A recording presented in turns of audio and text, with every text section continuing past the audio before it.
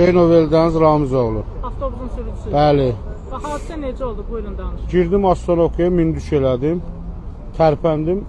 Bir 5 metr tərpənən kimi ağ tüstü içərini böldü.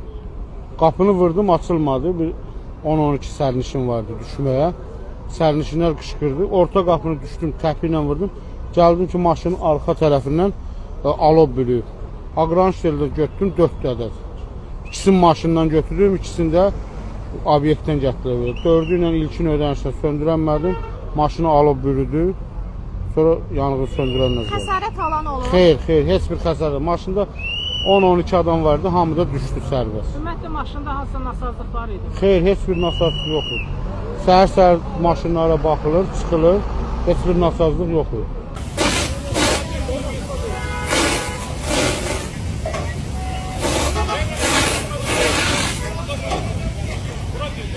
Sumqayıtda 2 nömrəli marşrut yanıb. Hadisə şəhərin 13-cü mikrorayon ərazisində qeydə alınıb. Əraziyə Fövqəladə Hallar Nazirliyinin Dövlət Yanğından Mühafizə Xidmətinin canlı qüvvəsi və texnikaları cəlb olunub. Yanğın qısa müddət ərzində söndürülüb və ətrafda olan maşınlara keçməsini qarşısı alınıb. Polis əməkdaşları tərəfindən isə ərazidə təhlükəsizlik tədbiri görülüb. Bildirək ki, yanğın zamanı xəsarət alan olmayıb.